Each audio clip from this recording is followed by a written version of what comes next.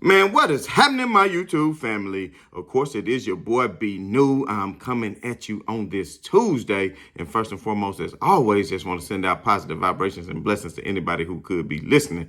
Now, with all that being said, we got some breaking news. So today I want to take a little bit of break from the norm just to bring you this breaking news, just in case you haven't heard already, that the Brooklyn Nets have chose to let go, or they say mutually part ways, of Steve Nash. Now, we knew from the beginning that Steve Nash, may have had some friction with Kyrie Irving because they had a social get-together, in which Kyrie Irving had some not so nice things to say in regards to Steve Nash winning an MVP over Kobe Bryant. Now, we all do know that Kobe Bryant, was a mentor to Kyrie Irving, and he got a lot of his game from him, and he has a great respect for the late, great Kobe Bryant. So, that probably did not sit well with Steve Nash, because first of all, he felt like even if you felt like that, you could have kept that to yourself.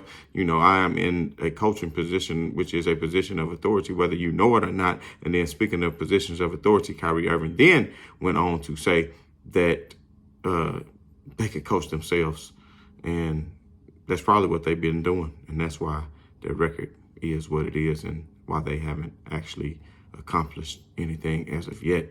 Me, myself, I still have a lot of faith in this Brooklyn Nets team, just like I have a lot of faith in the Lakers team. Call me an old head, call me, crazy, call me whatever you want to call me. But when you have the talents that such of a Kevin Durant and a Kyrie Irving, and I would say Ben Simmons, who can defend, he just needs to get back to the level of defense that he was before, but he cannot, shoot. We do understand that. But, Steph Curry hasn't even been healthy. Steve Nash hadn't even had a full team for the beginning of the season to be fired 2 weeks in. Put in the comments if you think that's fair, or do you think Steve Nash deserved more of a chance? But Steve Nash was a first-time head coach. I don't know if I necessarily understood that move to begin with. You have a great talent like that, you want to put some great coaching behind it. And this right here goes to show the greatness of LeBron James. Because think about it. LeBron James has taken 3 different coaches, 2 championships, who previously had not won even a championship. So just let that sink in for a minute. I'm going to do a whole nother video on that on a whole nother day. But breaking news as well. When you talking about the replacement of Steve Nash, you see already that word is, and sources very close to the NBA and to NBA media have said that Ime Udoka will be taking this spot. So he did not stay out of the league very long. That is somewhat surprising for me, just because it was very messy. A situation that happened in Boston, as we all know. I really won't take a deep dive into it, but it is what it is. But hey, congratulations to him. If your talents can get you another job, I mean, hell, I ain't gonna say it because I don't want to be shot a bizand in this jizzant. But you know what I'm saying? I ain't gonna mention that, man. Y'all know what I'm thinking. But there was some people who grabbed them by the, did whatever they had to do, and they still went on to maintain being in charge of a whole nation. You understand what I'm saying? So at the end of and I'm not saying that's acceptable by any means. I'm not saying that's acceptable. I'm just saying that is what happened.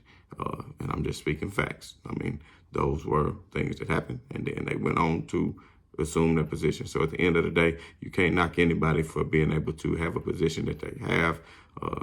So if this is truly indeed the case, I think that may be exactly what the Brooklyn Nets need, a good shot in the arm. Just like you about to see what Devin Ham about to do for the Los Angeles Lakers. And for everybody talking about, man, they were celebrating and doing this and that the other day. Hey, that shows good camaraderie, like I said. And the camaraderie that they showing in that locker room is only going to build chemistry.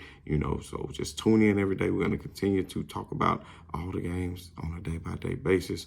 But I just had to come in with that breaking news. Of course, tomorrow the Lakers take on the New Orleans Pelicans. We'll have some pregame and postgame coverage as always. So if you haven't already, hit that like, hit that bell for those notifications. Like, subscribe, and share. And as always, this has been your boy B New. I'm saying right on to the real, and much love to these fakers.